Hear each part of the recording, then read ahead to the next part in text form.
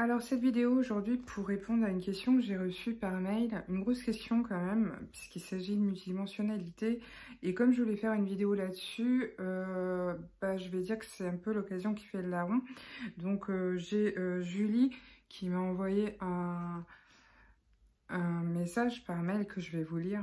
Parce que ça se résume pas qu'en une question d'une phrase du coup. Chère Christelle, j'espère que cette lettre vous trouve en bonne santé et de bonne humeur. Récemment, Laura Lapresté, une thérapeute énergéticienne, a fait une déclaration intéressante qui a suscité ma curiosité. Elle affirmait que nous vivons qu'une fois et que c'est l'âme qui a plusieurs vies et pas nous.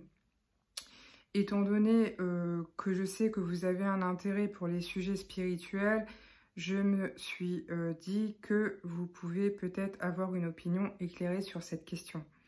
Je me demande donc si vous avez déjà entendu parler de cette idée selon laquelle nous n'avons qu'une vie physique, mais que notre âme a la possibilité de connaître plusieurs existences.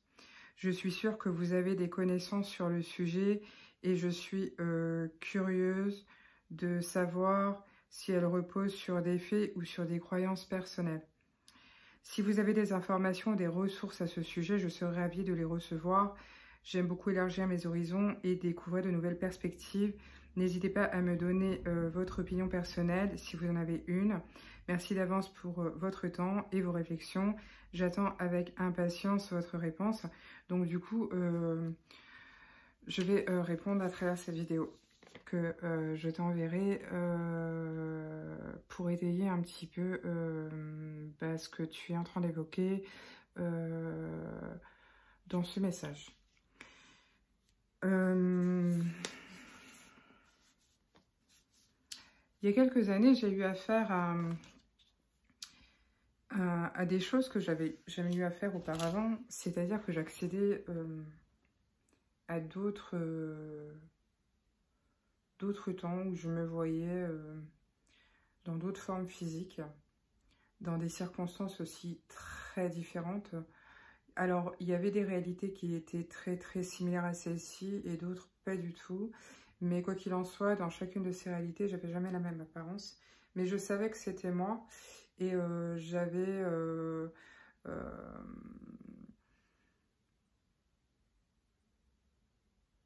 Enfin, j'étais plutôt dans une autre réalité, très différente de celle-ci. Il y avait des choses qui étaient analogues dans certaines. Il y avait des réalités où les véhicules étaient légèrement différents, où les ascenseurs étaient légèrement différents, mais la vie physique telle qu'on la connaît ici sur Terre était assez ressemblante finalement. Mais il y avait quand même des différences dans la structure ou dans la conception des voitures par exemple, ou des appareils, des véhicules, des ascenseurs, comme je vous le disais. Ça m'a beaucoup marqué parce que ça fonctionnait pas du tout de la même façon qu'ici. Mais ça ressemblait quand même, voilà. En tout cas, ça avait le même but et le même objectif. J'ai fait des petits schémas pour étayer un petit peu et aider peut-être à mieux comprendre les choses pour Julie.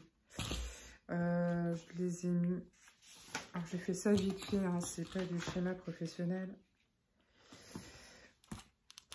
Quand je dis qu'on vient tous du même endroit, c'est qu'on vient d'ici, en fait. Donc ici, on parle du champ de conscience unifié, de l'un, UN du coup, ou 1, le chiffre 1 si vous préférez, de l'unité, de la conscience collective, de la conscience divine, peu importe comment vous l'appelez, mais en tout cas, on vient tous du même endroit. On est connecté vraiment à une partie de nous qui reste en fait, qui a sa racine là-dedans et qui va venir descendre finalement dans la matière pour vivre ce qu'on appelle l'incarnation ou la vie terrestre. Donc on a une vie donc avant enfin on a une existence, pas forcément une vie, mais je vais plutôt parler d'une existence parce qu'en fait au niveau du champ de conscience unifié, il n'y a pas réellement de notion de vie et de mort. Ça n'existe pas réellement.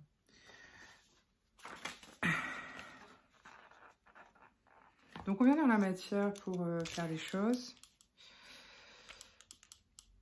pour évoluer, pour aider d'autres âmes à évoluer.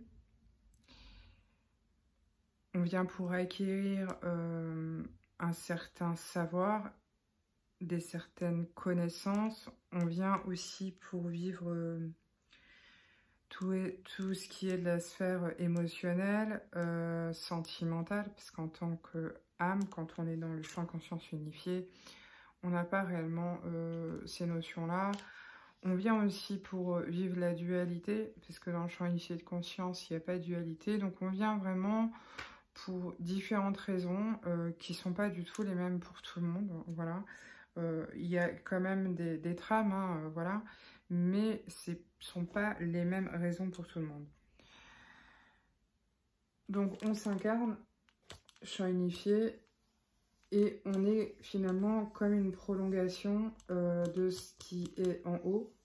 On entend parler des fois, on entend dire ce qui est en haut et comme ce qui est en bas, le macrocosme, le microcosme. Donc on va parler du macrocosme, du microcosme. En fait, nous ici, on se sent comme des petites choses, mais en fait, on est de très grandes choses à la base. Donc,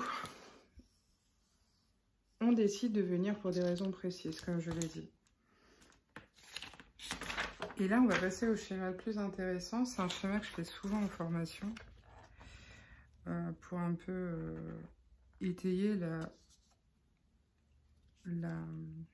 le concept de ce que je suis en train de raconter.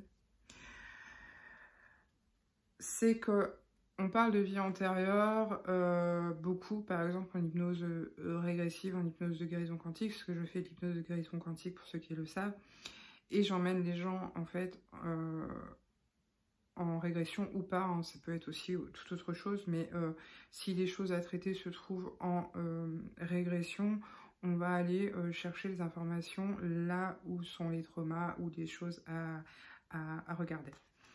C'est pas moi qui choisis, c'est toujours le moi supérieur en ce qui me concerne. Donc, ce schéma, champ unifié de conscience, donc c'est moi, je descends en fait ici et maintenant dans ce temps. Mais je descends en même temps, et je dis bien en même temps, dans ce qu'on pourrait appeler dans les vies antérieures, et dans ce qu'on pourrait appeler, alors c'est à l'envers, alors je sais pas si je le fais bien, voilà, vie antérieure ici, voilà, vie antérieure, ici et maintenant, vie future. Mais en fait, quand je descends partout à la fois. Je vous le laisse un petit peu pour que vous regardiez bien ce schéma. Il est assez explicite en général, c'est le schéma que je fais pour expliquer les choses. Le concept en fait de multidimensionnalité. En tout cas, c'est moi ce que j'ai compris par rapport à ce qui m'a été montré. Et donc, tout se passe en simultané. C'est-à-dire que vous ne vivez pas 15 vies, ou 30 vies, ou 100 vies, ou vous vivez une seule incarnation, mais de façon démultipliée, dans différents espaces, dans différents temps, et vous allez appeler ça des vies antérieures ou des vies futures. Donc voilà. Pour répondre donc du coup à Julie sur cette chose qui l'a questionnée sur le fait d'avoir une incarnation, une seule incarnation. Voilà. Et c'est pas, en fait, je connais pas moi cette thérapeute qui dit ça, mais je connais d'autres gens en fait qui étayent ces points de vue et ces choses-là.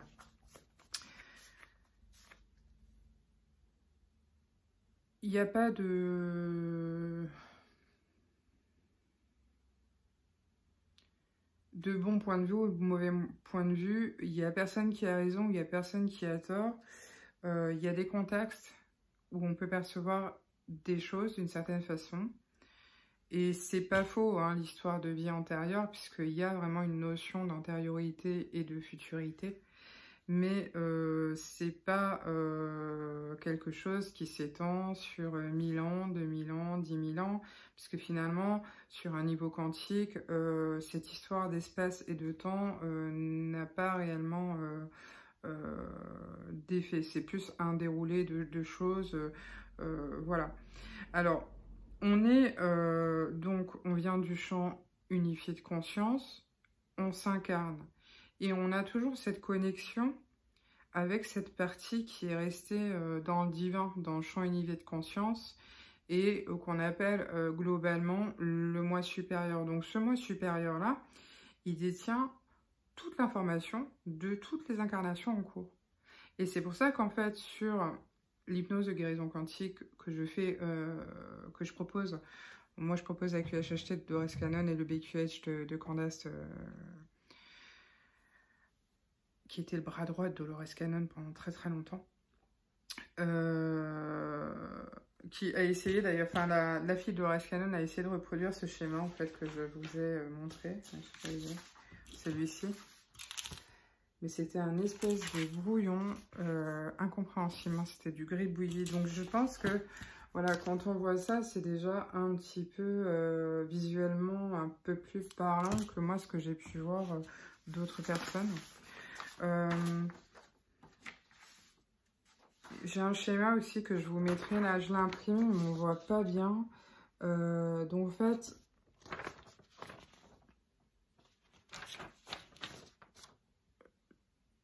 le logo, c'est l'intelligence suprême.